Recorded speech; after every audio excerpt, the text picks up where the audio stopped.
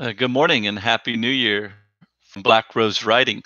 My name is Reagan Rothe. I am the creator and owner of Black Rose Writing, and we're here to talk about some of our cooperative marketing that we do with our authors, go a little more in depth with our cooperative marketing catalog and the opportunities that our authors have and the benefits from them, and then definitely take questions and go through some case studies and things along those lines. So I want to make sure I'm going to type something in the chat and uh, see if we've got a response here and see if we've got some participants ready to go. Anyways, so good morning, Matthew. I'm glad you're here. So and hello, Melissa. Hello, Pam. Um, so we're gonna jump right in. Anytime you have a question, please feel free to type it in the chat, and we'll get to it as soon as we can. But I'm going to start with our marketing packages that we offer our authors in terms of doing the ebook campaigns. Anything that we call the pink rose and yellow rose, all the way to the white rose and black rose packages. So some of those, what's going to happen is we're going to, in most cases, going to enroll the book in KDP Select. Target it towards doing a Kindle Countdown deal at 99 cents or some free days, and we're going to partner with a lot of different promotional venues to maximize that. We'll also do custom Amazon and custom Facebook ads, just depending on the level of promotion we're trying with those. And so I will pull up just a few examples recently and give some data. I know one of our authors, just recently we had Joe Barrett's Managed Care. We did a 99-cent promo, and off that promo, Joe Barrett has sold over 200 ebooks since the promo. We've got over 13,000 Kindle pages read since the promo, which translates into royalties. And so that's been a good, successful 99-cent promo to give a little boost on that one. Another one I recently ran was I went to just to test some of our, get some more data on some of our new promotional partners and sites that we publish our ebooks with. I did a test run on one of my old backlist titles, my own novel, Black, which hasn't really gotten a lot of marketing and publicity in the last few years. But I did do a promotion on that, and we've sold 18 new copies and have 1,700 pages read. We gave away 4,000 units, so hopefully that momentum will keep. And whenever you get a new 5-star review, it's always a good feeling for any author. So that's getting a little test run, and it just depends, obviously on the genre and the novel strength and everything in terms of the results. You can guess, but you never know exactly what you're going to get. So beyond the ebook, if anyone has any specific questions on the ebook campaigns, I'll readdress that. But beyond that, we also offer, I'm going to touch about the marketing ads. Let me answer. Rob Bryant is asking, what are the 99 and $2.99 options on the marketing plan? That's just the price that your book is going to be when we run the promotion. My advice is, if you have a new release and you don't have a big following for any type of new author, new book, and there's not a lot of reviews already, then free is typically the best marketing strategy to go, because that's going to, obviously, people, they see the book, it's free, there's not a risk involved, and you'll get typically you're going to generate hopefully a lot of new reviews and pages read for Kindle Unlimited. And as that builds, then your book's starting to get a really good platform that you can do other promotions like the 99 cent and $2.99. It's unless you have a built-in following, and maybe some good editorial reviews like Kirkus, Best Thrillers, something along those lines, then the $2.99 is a little tougher to get people to pull the plug on, and the 99's, obviously right there in between. I like to have a book a little more established before going those routes on the marketing.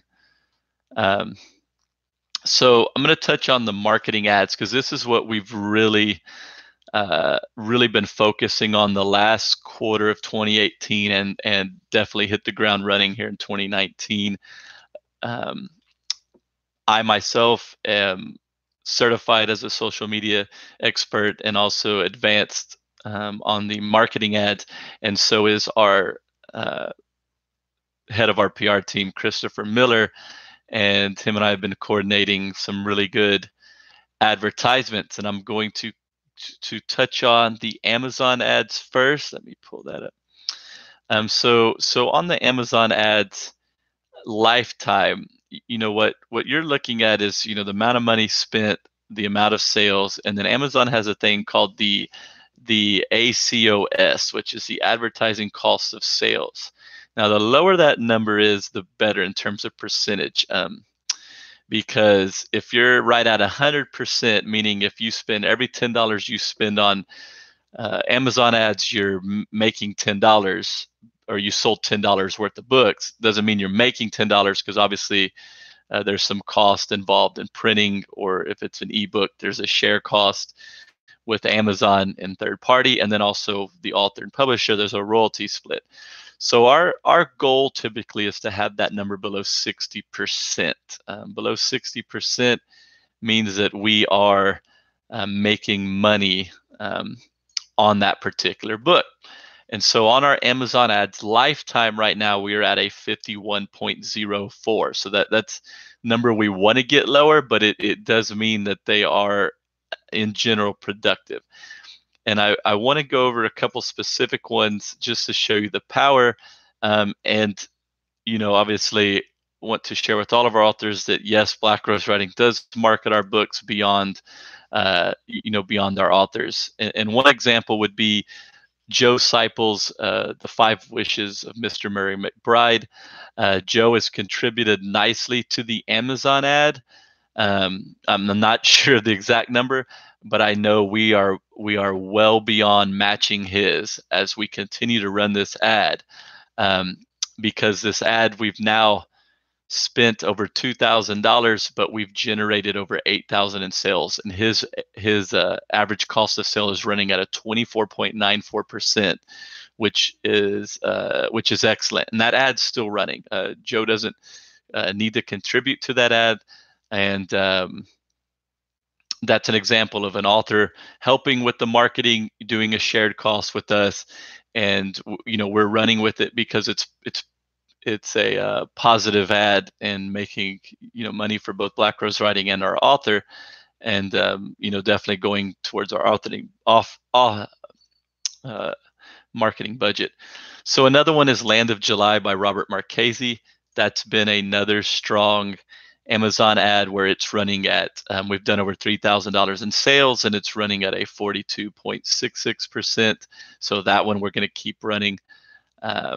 There is also, this is one that shows how effective it can be catered specifically. Brian Kaufman has The Fat Lady's Low Sad Song, and we've only spent $23 and change on this ad, and it's been running for a long time, but it's very specifically targeted towards baseball and literary baseball keywords, and like women who follow baseball. And so with these keywords, we're not spending a lot per day, we're only spending a little, but it's generated over $150 in sales, and so it's got a 15.74 average cost of sale, which is a really good number. And so that ad's, there's not a lot of risk with that ad. It's not aggressive, but it can even be we'll probably even optimize it some more to try to get it to be a little more aggressive, just because it's doing so well.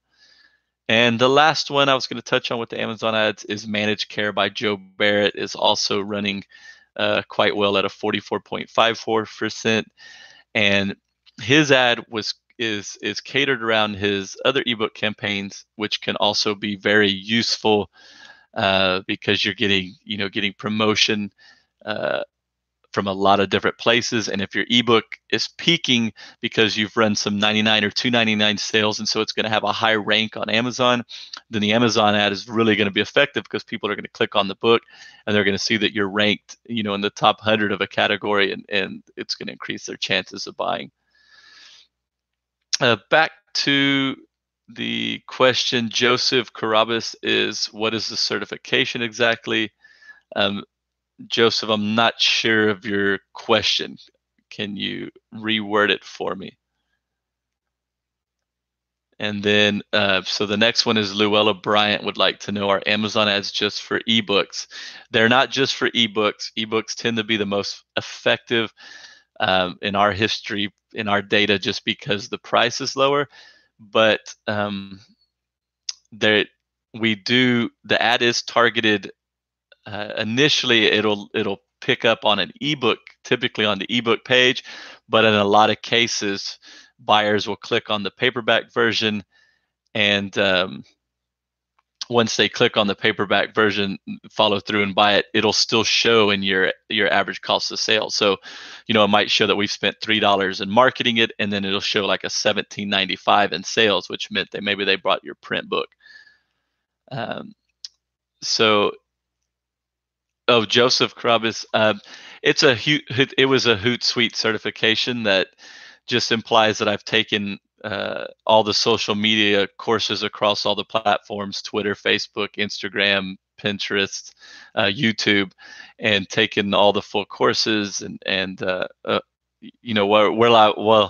always still learning. Hopefully I've got a pretty good idea of what I'm doing on there. Next question, Rob, I'm not sure. Can you reword that question? I'm not sure what the 51 means. Was I talking about the average cost of sale, or I'm not sure what reference.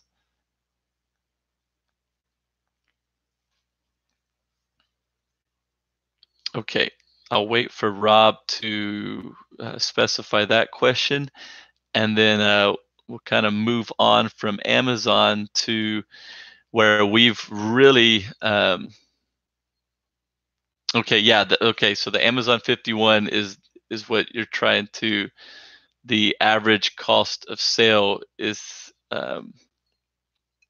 this is the abbreviation for it, and what it is just showing you a percentage of, so 100% would be meaning you spent $10 and people bought one $10 book, and so you're losing money on 100% based on that. Yes, you have to pay someone to print the book, and then we have to pay an author a royalty.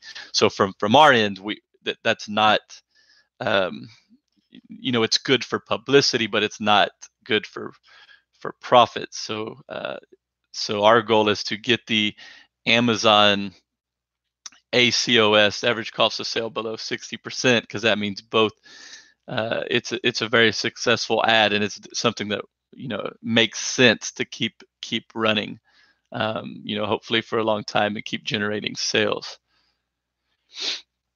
So on to in our cooperative, we've also have the Facebook, Bookbub, and Google AdWords has just been added as well. We are using AdExpresso is what we are using. We have an account like many big time Facebook and Google AdWord advertisers do, some reputable companies for sure. And Christopher Miller and myself have been using the AdExpresso platform instead of going directly to Facebook, going directly to Google. It's allowed us just a little better in terms of streamlining creating ads. And so this is something that we're focusing on as well. And we've got a couple good ads running there right now, with the 5 Wishes by Joe Seipel and Monte Rio by Mark Joseph are both running on there, and they've both had over 1,000 clicks on their ad. and a lot of good interactions for people. Hopefully people follow through and continue to buy books. Same with Google Ads. And then the last one that we do is the Bookbub ads, which is a little more, Bookbub is a little more difficult in terms of the ads. This is not the featured deals. This is not a promotion. This is advertising on there. And the Bookbub ads seem to be a little more, the readers want best-selling, want quality products, quality authors. So we've had a few books do okay there, but I think being established would really help those ads.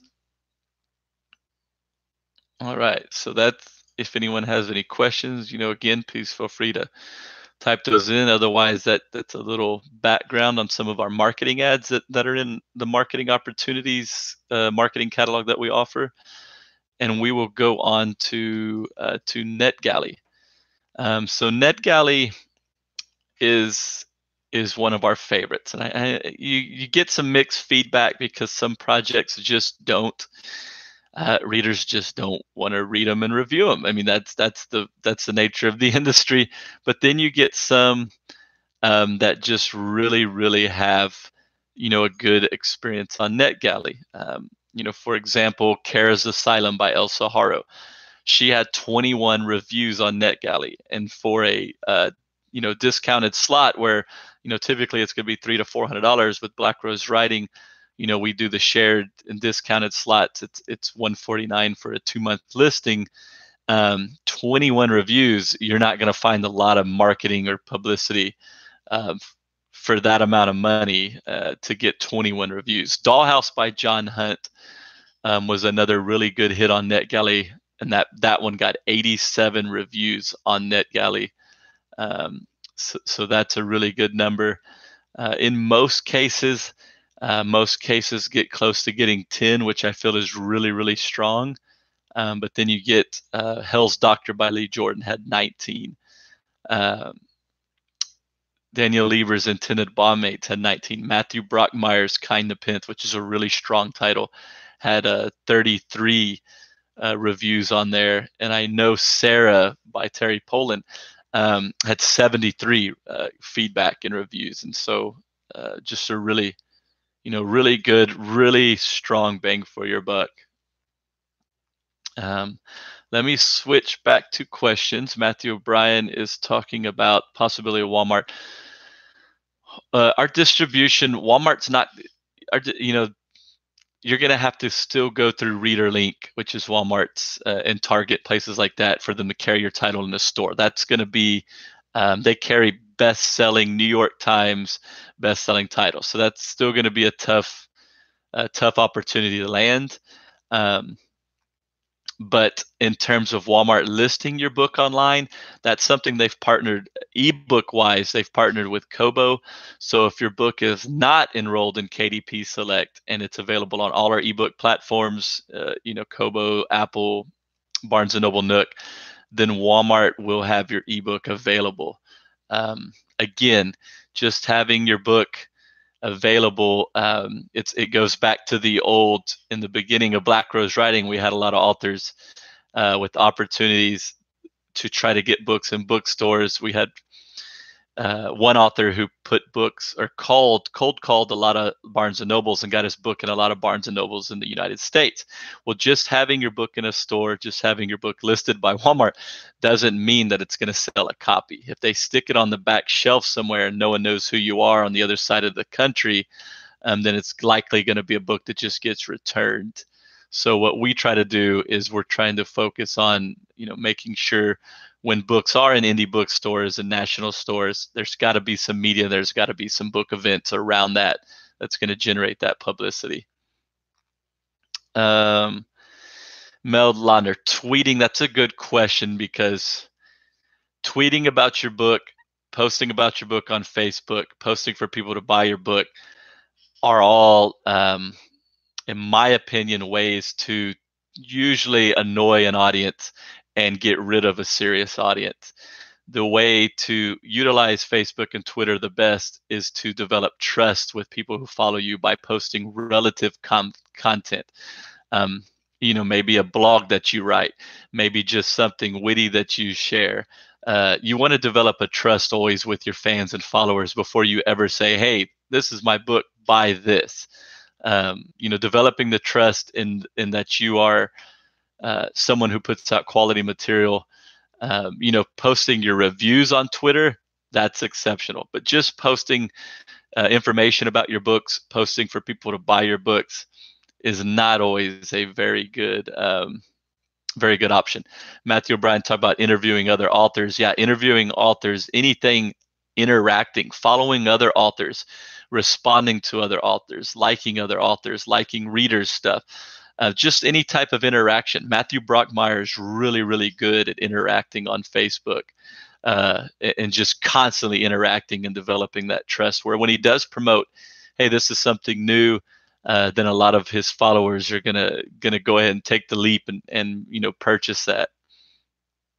Llewellyn Bryant asks, the YouTube venue seems a good way to make book club appearances. You're talking about doing like a virtual,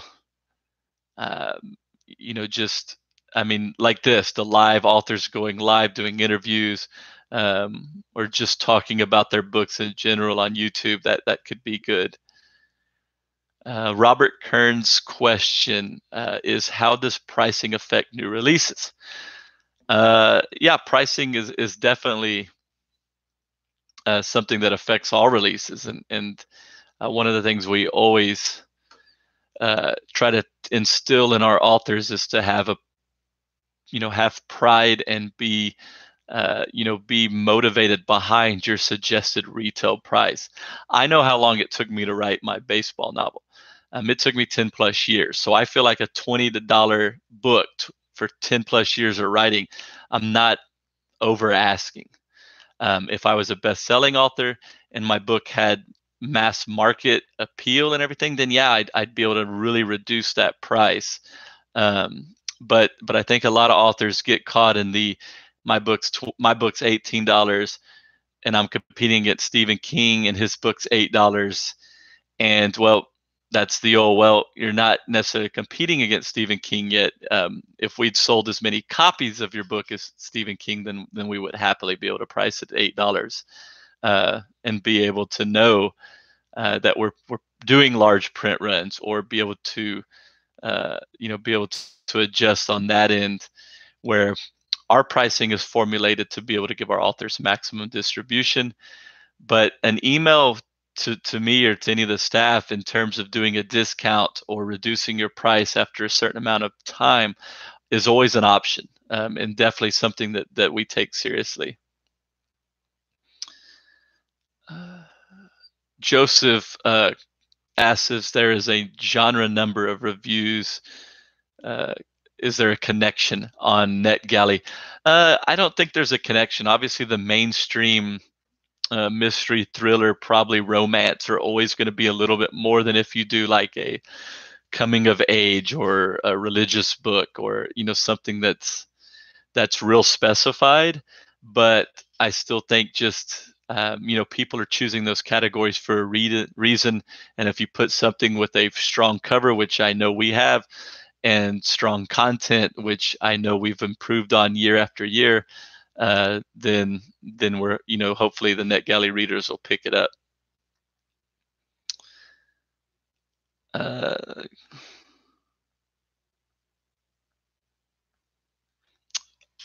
So we have a question on, what would you suggest for writers not currently living or tied to English-speaking countries?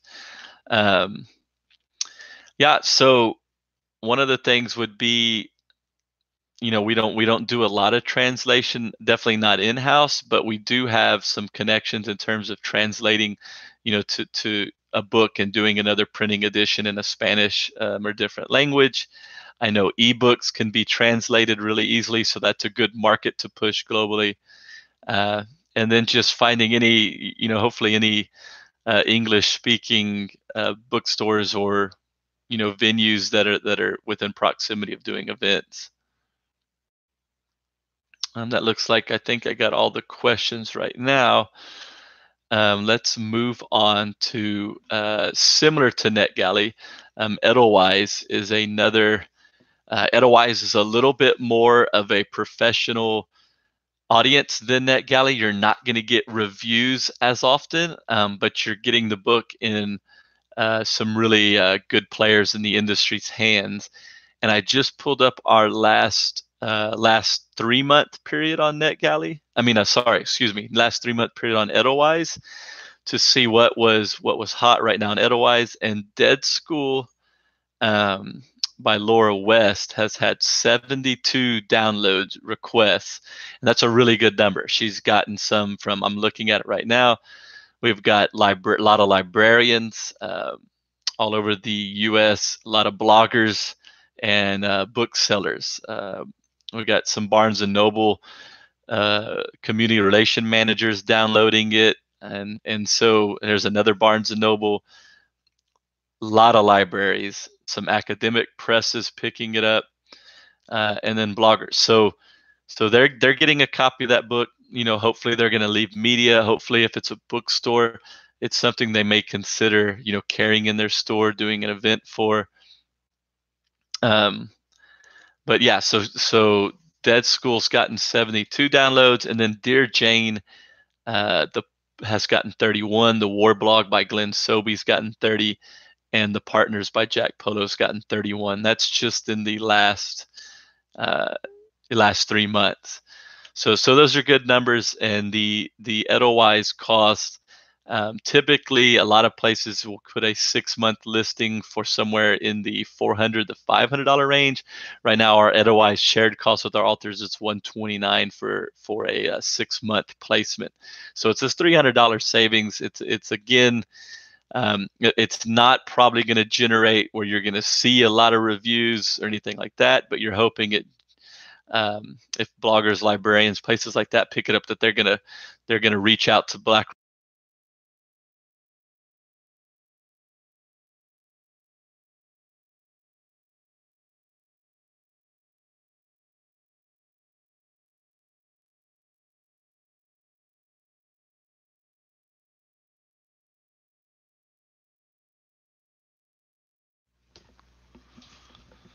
All right, can you, Luella, is the audio back?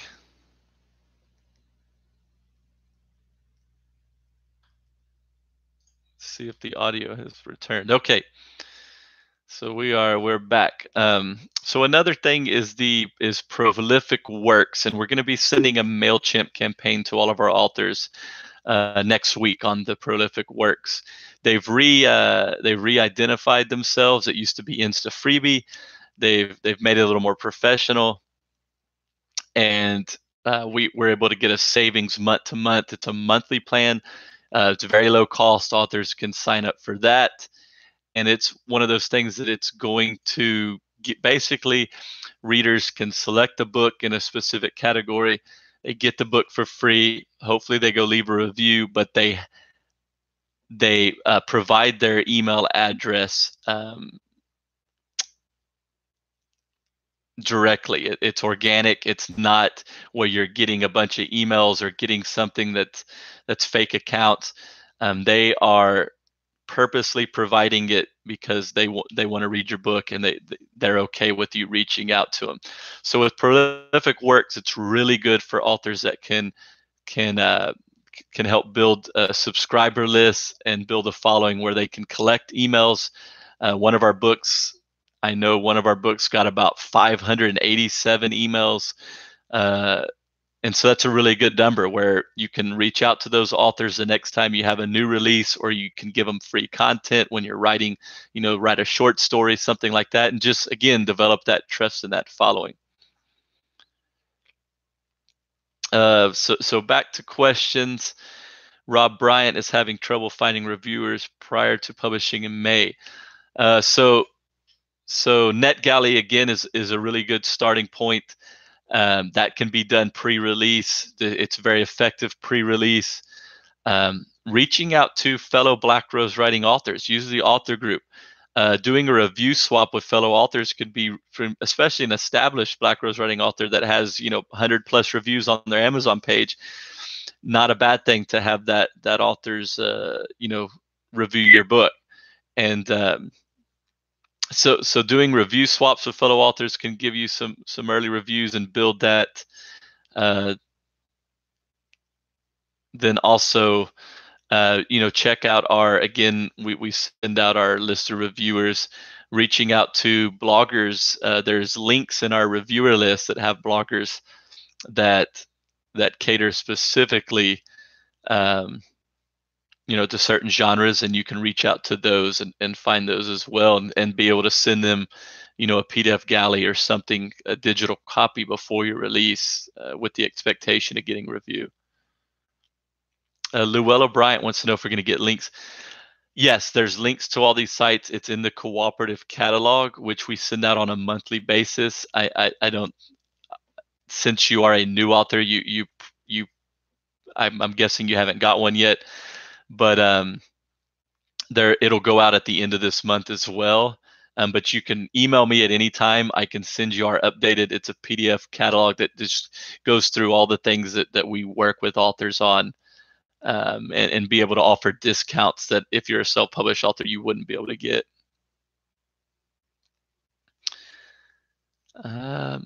James Wash. Hey, James, do you have any connections with literary magazines for submitting short stories? Nothing that I can think of directly, but this is something we could definitely, the PR team and myself, do some research, and if you sent me a specific email, just being able to find some of the literary magazines. That's a good way by getting short stories in, especially if they'll mention, that you're also a novelist, and mention, Exiled, and go from there. It could be some good publicity. Robert Kearns, Goodreads. Yes, we do have the ability to do Goodreads giveaways. Goodreads does not. They offer us a discount on their higher package, but not on the lower one. So it's still pretty flat rate. I know we'll share that cost a little bit with our authors in most cases, but Goodreads giveaways are definitely really, I feel they're also a really good, effective way of, especially if you can time them where your book is on there, maybe a month prior to your release date. So say, your release date's February 7th. If it ran from January 1 to January 31 or so, that would be a really good thing. And that way, you've got the maximum you can give away is 100. That's typically what we always do. So you've got 100 people that are going to get a free copy. Hopefully some of those will read your book and review it. But then a lot of people will also shelf your book. And the ones that don't win, I think we just ran one for Christopher Francis, and I think he had about 517 shelved, and so that means maybe 100 of those won, so that you're looking at 417 readers that put it on their shelf, and maybe they'll come back and buy it later. Maybe if they'll follow the author, they'll see a promotion, and they'll be able to take advantage of that and buy the book at a later date. Pamela Taylor wants to know if we have a list of bloggers that authors should follow and develop connections with. It is so what we send out with every author, in our welcome package, would be our list of reviewers. And within our list of reviewers, let me get that open real quick. There is going to be a link. There's a few links, but there's some really good ones, like the Kindle book review has a book review link. Buggin for book blogs, book blogger directory. So there's some good links in there that can be used to follow those links. You can search by genre, look up bloggers, and definitely find bloggers who are interested in your books. And then it's as simple as, it's always good to have a personal email where you reach out to each one directly and let them know why you feel it's a good book for what they're interested in, and any specific reasons help. And then, just send them a simple pitch.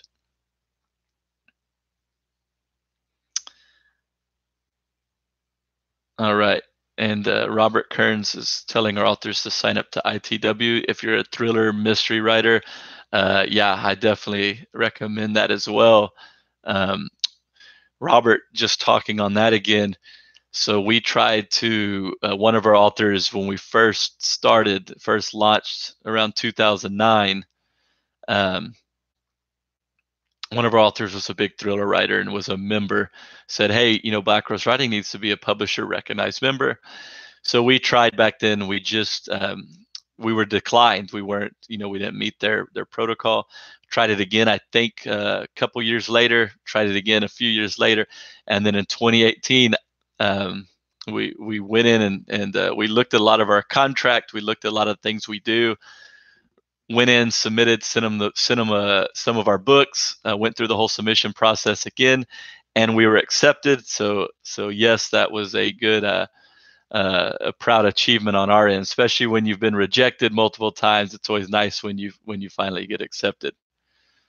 Um, so we've covered pretty much everything. I'll wait just a few more minutes and see if there's any other questions. But we've covered everything I wanted to cover in our cooperative catalog, and kind of went in depth on the advantages and some of the things I think our authors should be doing if budget allows, and some of the things that we do on our end, from our own promotional budget. Matthew O'Brien has a good question here. Most powerful combinations of paid online marketing for an author outside of his or own social media efforts. So, Matthew, I think it's just a combination of the ebook, doing ebook campaigns, combined with reaching, Amazon, Facebook ads, or Bookbub, Google, if we need to go that far, combined with NetGalley, Edelweiss, maybe one or two big reviews, like if an author has has the budget, or we're able to land. I know we just landed a review for Publishers Weekly for Lynn Boswell's second book. We got one for Straight Men for Johnny Thurston. So you arm it with a Publishers Weekly, Kirkus, Best Thrillers review, as many of those editorial reviews as you can have, and combined with the other campaigns, and just having that, going for a certain period, being able to be strategically scheduled. I think that's been the best in our metrics in terms of having an ROI. And then your book gets a lot of reviews, and when it has a lot of reviews, like John Hunt, I think John Hunt has 380 something reviews with a 4.5 rating on Dollhouse. When it gets to that number of views, you can do a lot of different marketing and submit it to a lot of different places, and it's going to compete with the big six publisher books a lot more effectively. It's definitely going to stand out. So responding to Matt's question, it triggered me to pull up one thing back to our list of reviewers, and just in case all of our authors aren't aware, we are continuing to increase our production ahead of schedule, and our goal is always 3 to 4 months, but we're not always able to meet that. It's not a doesn't definitely it's not a panic mode if we don't hit that goal. 1 to 2 months, there's still a lot of opportunity. But when we reach those periods of getting a book pre-approved and available for pre-order much prior to your book's release date, that does allow Christopher Miller and our PR team to submit your book to Forward Reviews, Publishers Weekly, Choice, Library Journal, Children's Book Review, Library Thing, Voya Magazine, New York Journal Books, Locus Magazine. As long as they obviously meet the requirements in the specific genres, those are places we're submitting all of our titles to. And I know New York Journal of Books just requested some. I talked on Publishers Weekly. Forward, we've got a review from. So it's not a high percentage, but there's a chance, and those are really really good opportunities to take advantage of. Matthew asks, Is it okay to submit new works directly to me? If you're an established Black Rose writing author, you do not need to use our submissions page or authors.me. Please email me any future projects. Just directly email them to me. You can include a little pitch and then include your manuscript.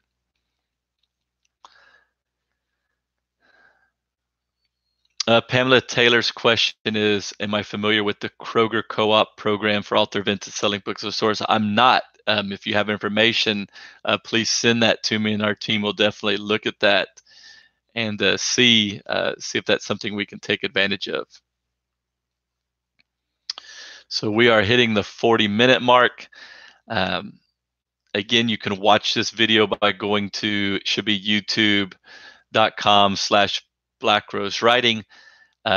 You can watch this video again, but as always, thank you for being a Black Rose writing author. And if you're a reader that's watching this video, please check out our book catalog. We've got some really great projects. They're getting better year after year. We've got some quality authors. And if you're an author, thank you for being a Black Rose writing author. I'll catch you when we go live next time. Y'all have a great rest of your week.